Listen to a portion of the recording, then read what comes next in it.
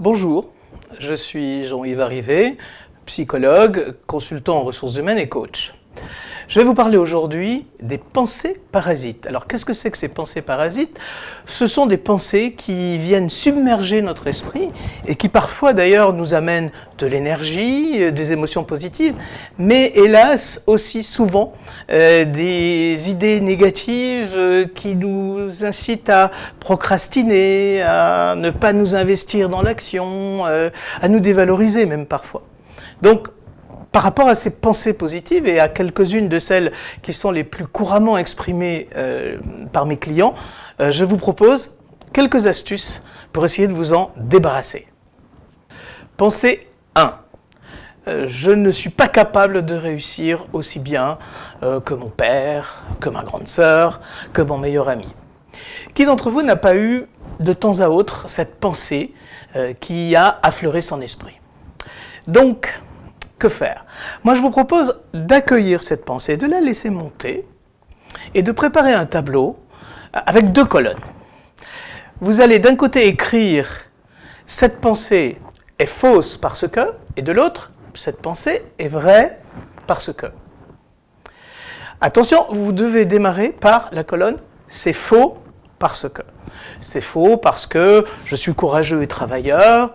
C'est faux parce que je me suis entraîné et j'ai progressé dans ma performance aux 100 mètres. C'est faux parce que je viens de me mettre au point un plan de travail qui va forcément me permettre de déboucher. Quand c'est fini, vous pouvez écrire des choses dans l'autre colonne.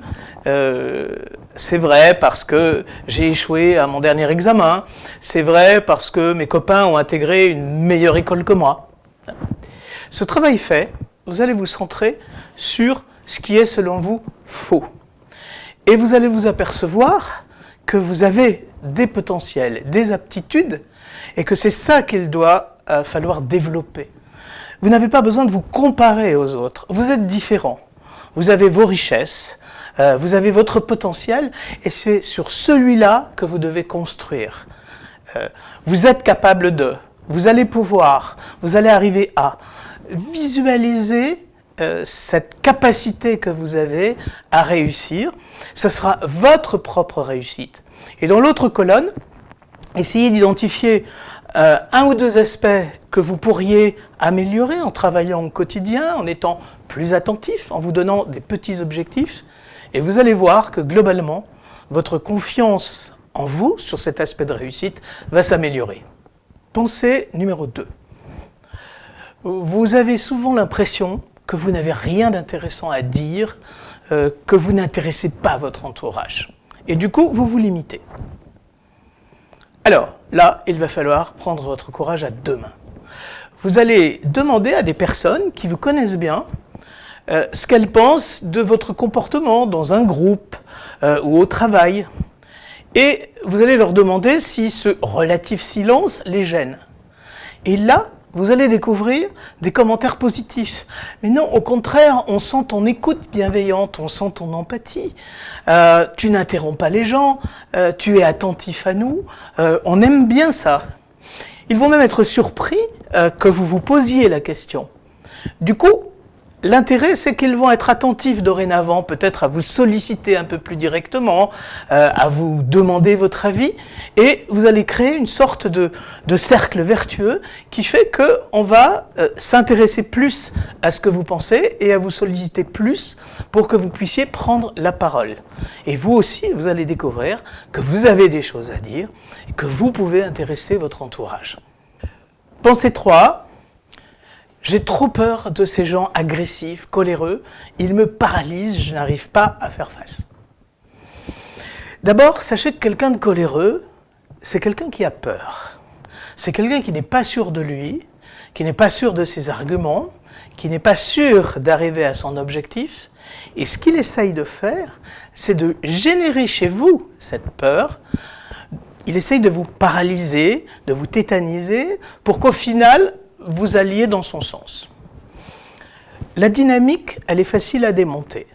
Un coléreux, laissez-le s'exprimer, laissez-le se dégonfler comme un ballon de baudruche, et quand il aura vidé tout son air, alors vous pourrez prendre la parole. N'essayez pas de l'interrompre.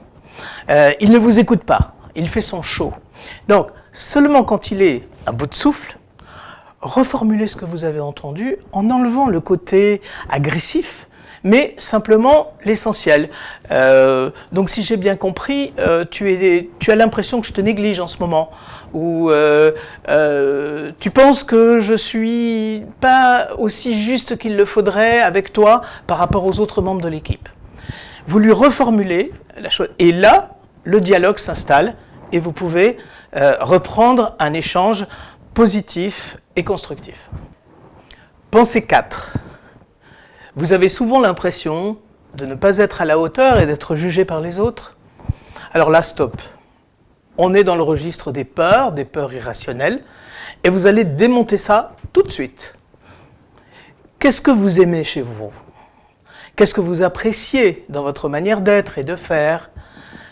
Quel est le dernier compliment qu'on vous a fait sur votre travail ou dans des actions au quotidien?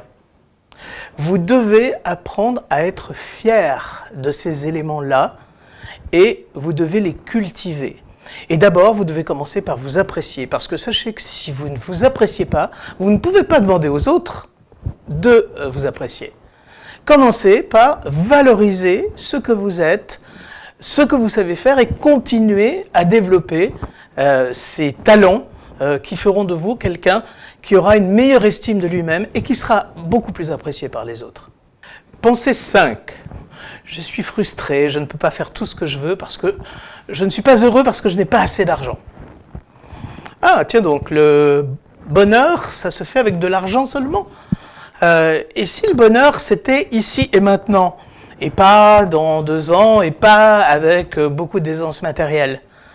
Qu'est-ce qui, autour de vous procure un sentiment de bien-être? Ce matin, j'étais à la terrasse d'un café et j'étais au soleil et je profitais du beau climat que nous avions. Ce soir, je vais préparer un bon dîner pour mes amis, des bons plats et ils vont apprécier ça. Ce week-end, je vais porter de l'attention à mes plantations, mes fleurs commencent à pousser, tous mes amis me les envient. L'idée, c'est ça, c'est de repérer ces petits bonheurs du quotidien et de les faire pousser, un peu comme vos plantes, de les cultiver, d'agrandir le nombre de petits plaisirs au quotidien et d'arrêter de penser que plus d'argent vous rendra plus heureux.